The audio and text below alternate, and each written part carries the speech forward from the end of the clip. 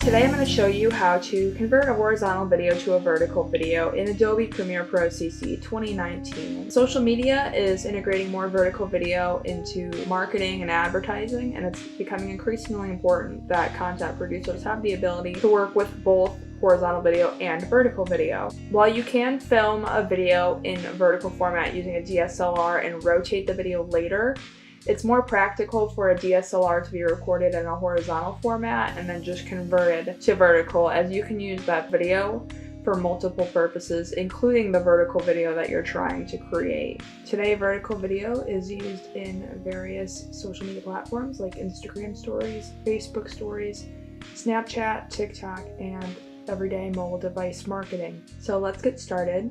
You are going to navigate up to File, New, and you're going to select on Project. A new dialog screen will pop up and you're going to be able to name your project. We'll call this one Dog Summer Video. You'll press OK. Awesome, so this is the interface for Adobe Premiere Pro CC 2019. So we're going to go up to File, New. You're going to press on Sequence,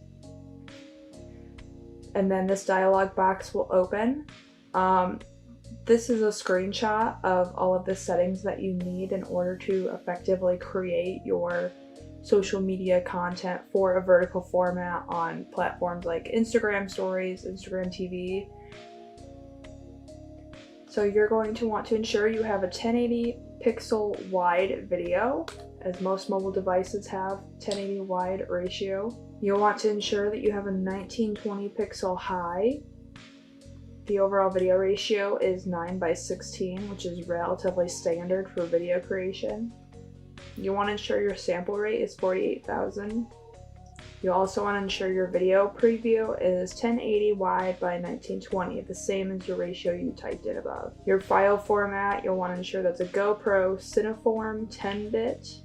And then at the very bottom, you can rename your sequence to whatever you would like. In the case of a project or campaign where you may have multiple sequences, this is incredibly important to keep your files straight. So you're going to press OK. And then you see that you have a vertical video format. This is where you're going to insert a horizontal video, and you'll later resize it, but just note that it's a vertical format similar to what would be on a cell phone or a mobile device. Just make sure your workspace is set up in a way that you're comfortable. So after shooting your video, you should have dragged your content into a folder somewhere on your computer. I dragged mine directly onto the desktop just for easy dragging. So you're going to go to that folder wherever your file is stored, and you're going to drag that directly into your project media panel. It's going to import the files with a really quick loading scene, and then you're going to drag that file into your timeline. A dialog box will pop up that says Keep Existing Settings. You'll want to select that. If you pressed Change Sequence Settings, it would change that vertical video frame back to a horizontal frame to fit the ratio of the file that you are dragging into your timeline. So definitely click Keep Existing Settings for this project in particular in converting a horizontal video to a vertical video. So there it is, there's your horizontal video placed on a vertical video before it's sized to what it should be for exporting. So it plays just normal. The rest of the video is still, it appears square within a vertical frame currently. However, if you were to click on that frame, the rest of the video will pop up. It's like the horizontal video is all present, it's just cut off by the canvas in which you're trying to import it into. You're going to scale the horizontal clip to fit the surface area of the vertical frame, is essentially what you're doing. So in order to do that, you're going to make sure that your clip is selected. You're going to navigate to the effects panel on the left-hand side. You're going to go to scale, and you're going to click on that blue number that's present.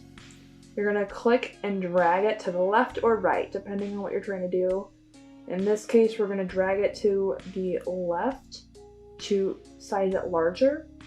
You can also click on that number and type in whatever your desired number you'd like. You can change your position depending on what part of the frame the subject is in. So for this one, the subject's not particularly centered. So you go into position on the left-hand side. You select the left for moving it left and right, and the right figure for moving it up and down. You can just move that in the same way that you move the scale, or you can type it in as well. So there it is, it's moving back and forth. You can see the subject is moving. So once you have your horizontal video filling the surface area of the vertical video, you are going to want to export it into an MP4 format for your social media needs. MP4 is a widely recognized file format that you're going to upload to Twitter or Instagram, Facebook stories, Instagram Live. Whatever your need is, you're going to want to export as an MP4. It's the easiest that platforms recognize. So you're going to go to File, you're going to go to Export, and you're going to click on Media. You're going to want to ensure that your format is H.264. That is a RAW format that allows for your video to be of high DVD quality video without having a super large file size. So you're going to click on H.264. You want to make sure you're matching your source. It has a high bit rate, so it'll export and load quickly. Output name, it depends on you. You can click on that and change it. You can change the location which you're exporting to. So for this is my designated folder, so I'm going to press cancel, but if you were to change that, you would click save. You want to ensure your video and your audio are both exported, and then down in the bottom hand where that built-in dialog scroll box is, you're going to want to make sure your width and your height match your video ratio that you want. You're going to keep scrolling, and then you're going to get down to your bitrate encoding. You're going to want to make sure your bitrate encoding is on VBR 2 pass, and then make sure you have use maximum render quality. After that, you're going to go down to export, click export, and then you'll be able to visually see this dialog box showing you how many passes have passed in the export process. So you're going to go to the location in which you exported to.